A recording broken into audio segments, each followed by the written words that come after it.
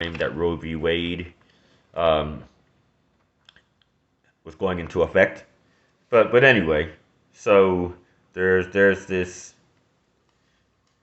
overemphasis on emotion, beginning right around 75, 77, and the 70s were also known as the meat decade. I should point that out, where people were getting all these rights to do what they want to do, and they were focused on just being themselves, irrespective of who didn't like it, yada yada yada. But that was the emphasis. They called it the me decade, and I actually learned that in the '80s when I was in school, in Christian school, by the way, the one in New Jersey, and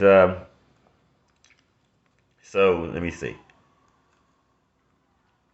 And since the mid '70s, there has been this loss of critical thinking, which I've kind of touched on already, so I won't revisit that. But there's also been a loss of conflict resolution skills. And, when I hear all this news about violence in the hood, I think to myself repeatedly about how there are so many people who have little or no conflict resolution skills, and they have these knee-jerk emotional reactions when they're offended, and they go out and they shoot somebody, and so all this emotionalization combined with poor education and a lack of conflict resolution skills, it's really causing our society to fall apart, and so there you have it. But these emotional ideas, this emotional advice that people like to give. Well, put it like this: this idea of don't solve it, just listen. Well, I mean, I've heard that idea tossed around a number of times over the years, um, and one notable time that I heard it was back in the early '90s when I was in my early 20s, and I used to watch Oprah Winfrey. Uh, my now deceased girlfriend, who actually died in '94, she and I used to watch Oprah together, and sometimes we'd take opposite sides, um, and, and we'd actually debate with each other.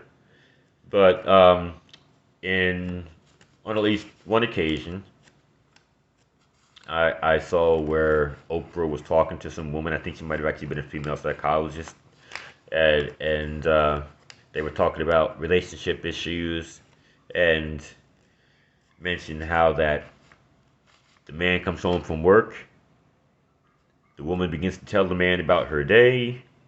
She gets to a problem that occurred. The man immediately says, "Hey, why don't you do this? Why don't you do that? Or why didn't you do this or that?" And Oprah mentions how that women hate that they just want to be heard, and that the wife may need to gently put her hand over the man's mouth and say, "Don't solve it, just listen." And then some years later, probably right around 10 years later, '04, '05, I ran across one of the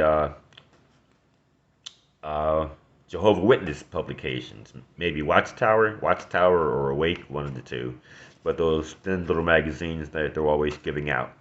And there was an article in there about relationships, and it mentioned the idea that it's okay for a man to say to another man, "Why don't you just do this? Why don't you just do that?" And that the other man is going to appreciate the idea, he's going to appreciate the solution or the proposed solution anyway.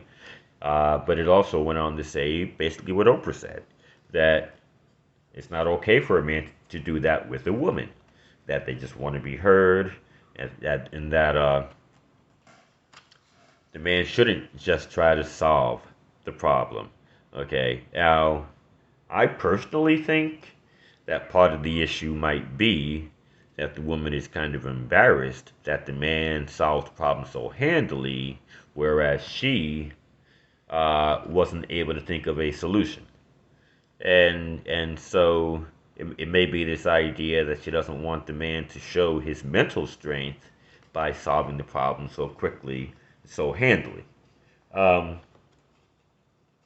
and it may just be a matter of her being embarrassed.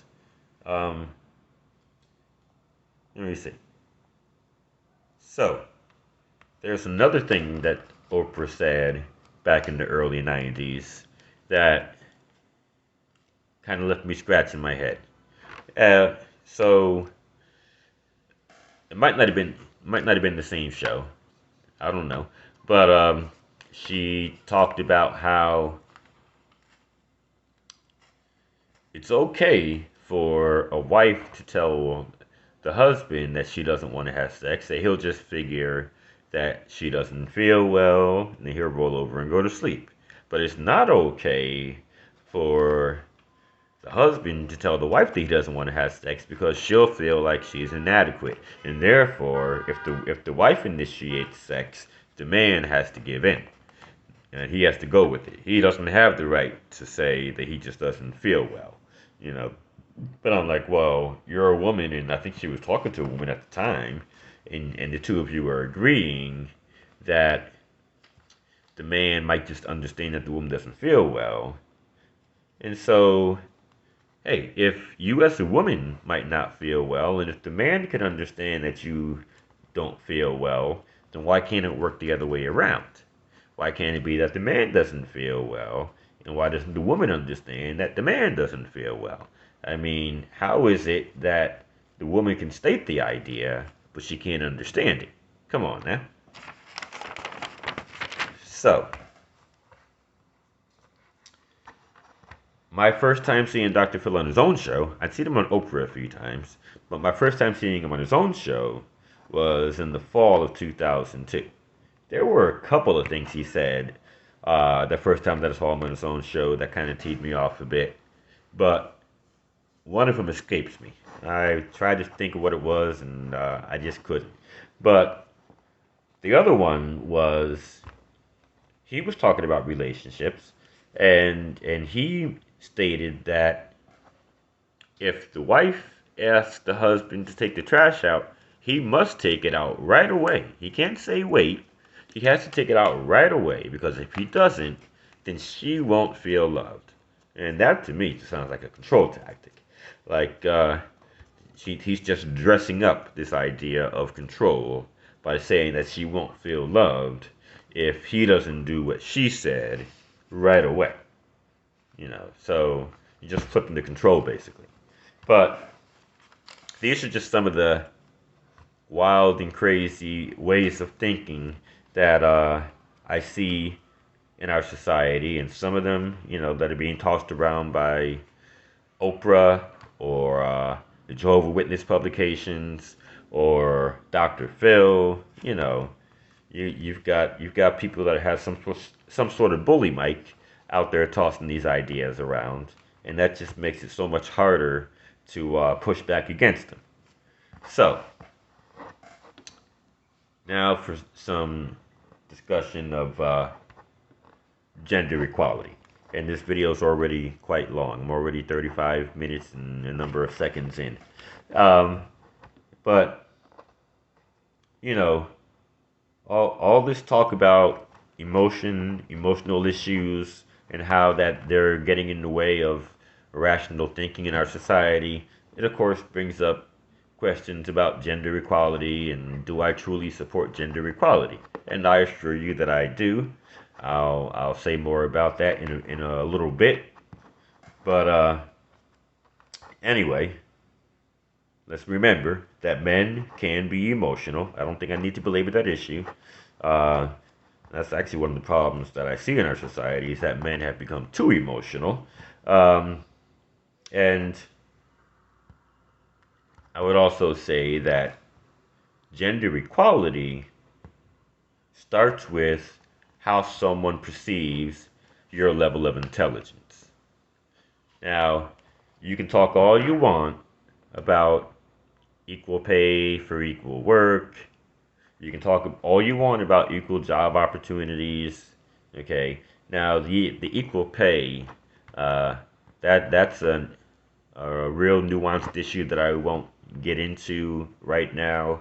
Uh, I mean, there's hourly pay, there's piecework, and I actually have a few anecdotes that I could lay out concerning the issue of equal pay and the problems that I see in when you raise that argument. You know, the logical arguments that the boss can actually throw back at you, that the employer can throw back at you, to say, hey, look, you know, I can't go with what you're saying. And I wish that it was an easy fight, but I realize that there are some very logical reasons as to why a boss would not immediately agree to what you might call equal pay for equal work. He might disagree with whether or not the woman's doing equal work to the man, uh, and there are other issues I just won't get into right now. But that does speak to what I said about how you need to put yourself on both sides of an issue. Okay, so it's not that I don't want you to get equal pay for equal work, but I know how to put myself on both sides of an issue, and I have seen both sides of the issue. So it's just not an easy argument. Um, but let me get back to where I was. But so equality does start with how intelligent, how rational the person perceives you to be. I believe that a lot of employers don't want to hire women for certain jobs because they just don't think that, or they don't connect with how the woman thinks and how the woman would address this or that issue, you know, and if they figure that you're too emotional and not rational enough, they might not tell you that straight up, but that's probably something that's in the back of their minds or the front of their minds, but just not coming out their mouth. Uh, and so women really have to try to present themselves as being at least more rational than you are emotional. Because at the end of the day, much as you may not like it, the standard that you're having to live up to is the standard of the employer, you know. So you kind of have to appeal to his sense of reasoning, okay? Long story short, you have to appeal to the employer's sense of reasoning in order for him to hire you for a job that he knows takes a lot of reasoning. Uh, so, there are different types of equality. Well, so you can think of it in terms of a tug of war, you know.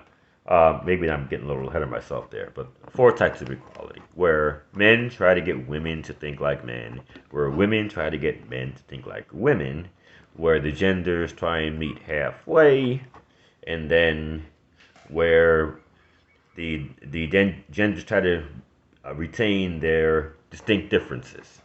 So, you know, there's actually an old song. Uh, I want to say it's by someone named Dyke and the whatevers. I can't think of the group's name, but it's on YouTube, and it's called "Let a Woman Be a Woman and a Man Be a Man."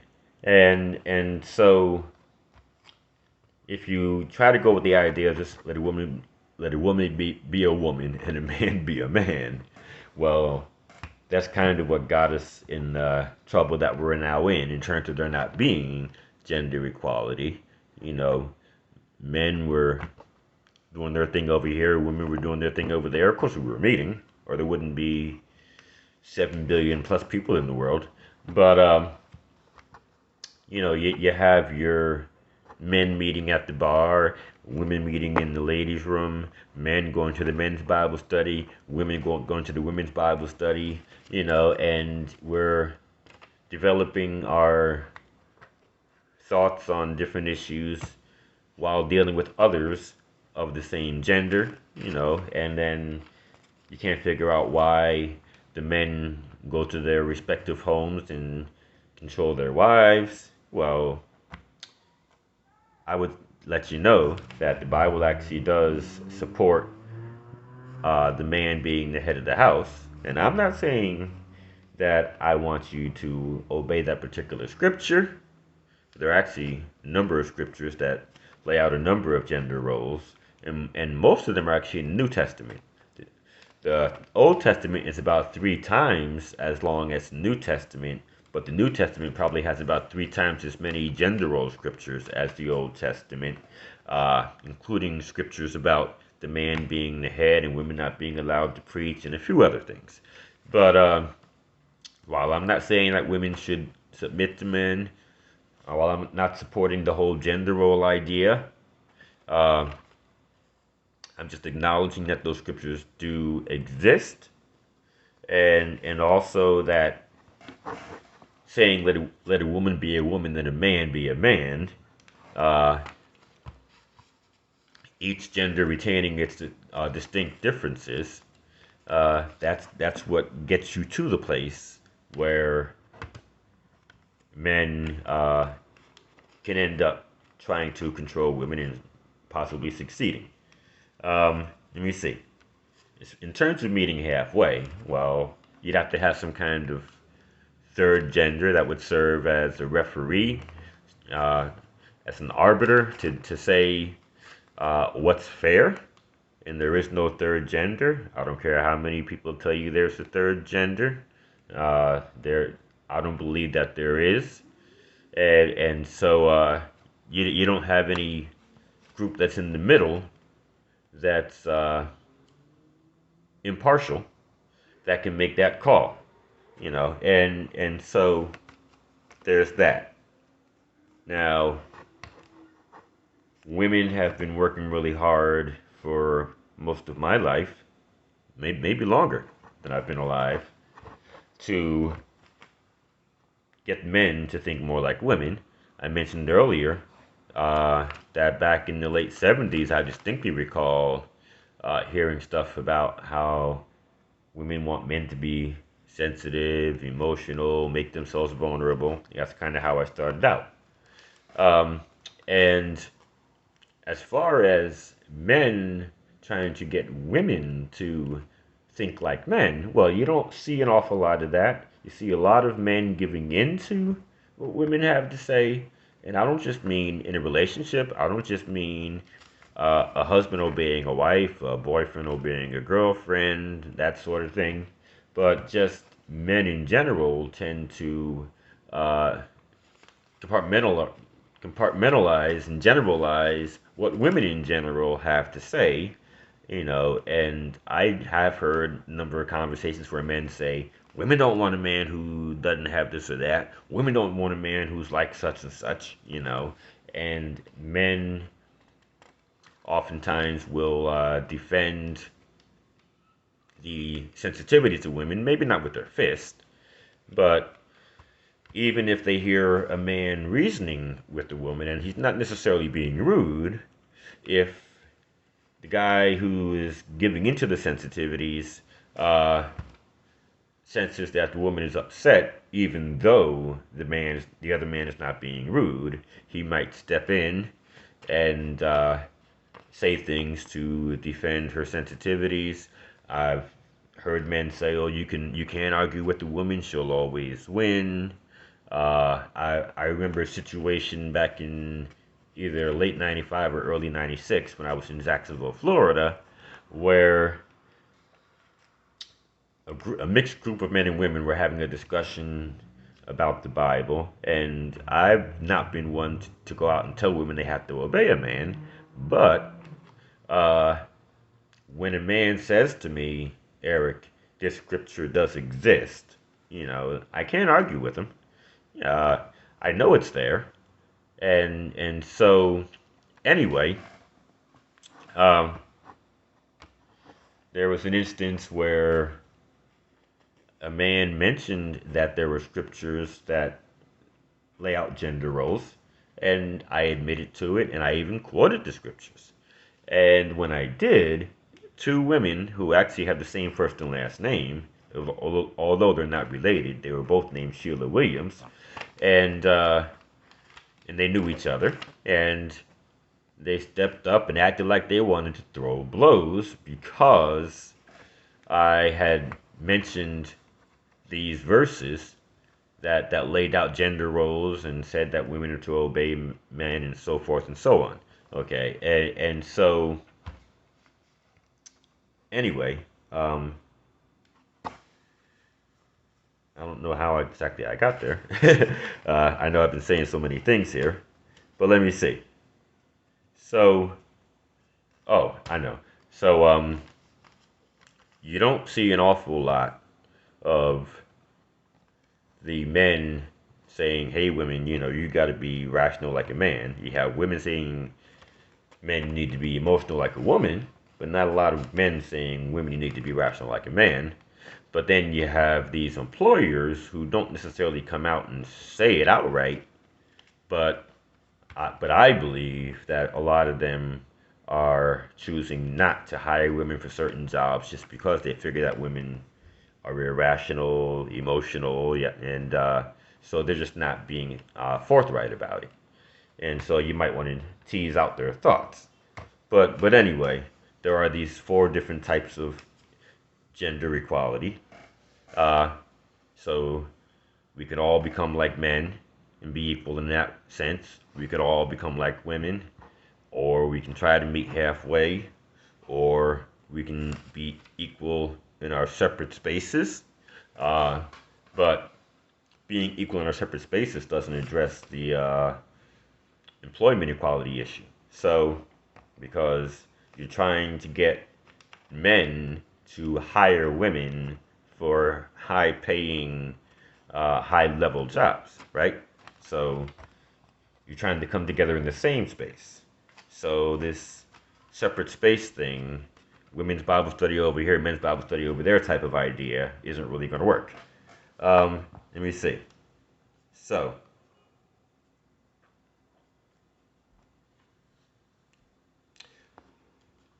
it is a constant tug of war, and you don't always have everybody pulling their own weight. But I believe that over the course of time, that there's a shift that occurs where sometimes the women are pulling harder, and the men are constantly advised to take on this or that feminine way of thinking. Other times you have the men pulling harder, and the women are advised to take on this or that characteristic of the man's way of thinking. Now, I was born 24 years after, or let me see, 23 and a piece years after World War II ended. But I would imagine that after 18 million men minus, I don't know, a few thousand women who were involved in World War II, American citizens who were involved in World War II after they came back home, that these men had this mentality that, hey, I didn't go to war just so that I can come home and deal with a lot of BS. And that was probably a very common attitude. And there were probably a lot of women who realized that a lot of men felt that way. And there were probably a lot of women who said, we're going to need to give men what men want, because so many of the men are saying, look, I didn't go to war so I can come home to a bunch of BS. And that probably is what led to there being so much sex, after World War II. I don't think it was just because they hadn't had any in a while, but there were probably a lot of wives who were super submissive because so many men had the same attitude of, I didn't go to war just to come home to a bunch of BS, a bunch of arguing, and so I wasn't alive to witness it, but I could imagine that having been the case. and then by the mid 70s, 30 years after the war ended, we have women pulling back the other way, you know. And we haven't had that big of a war since then. And of course, there was a woman who was highly instrumental in creating the United Nations, whose primary purpose, initially anyway, was to prevent World War III. And we haven't had World War III, so I guess they're doing a good enough job on that front. But so there is that constant tug of war. Um,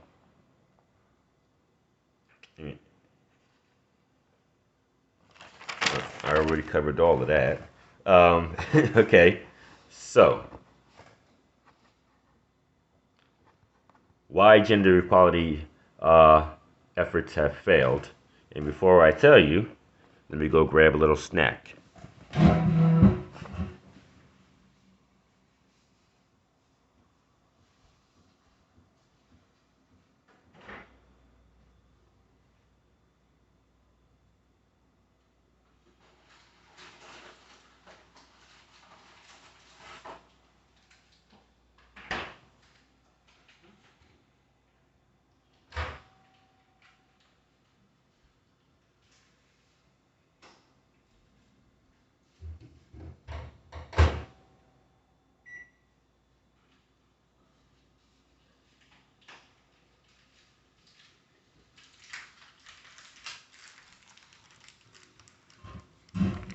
All right. All this talking is making me hungry.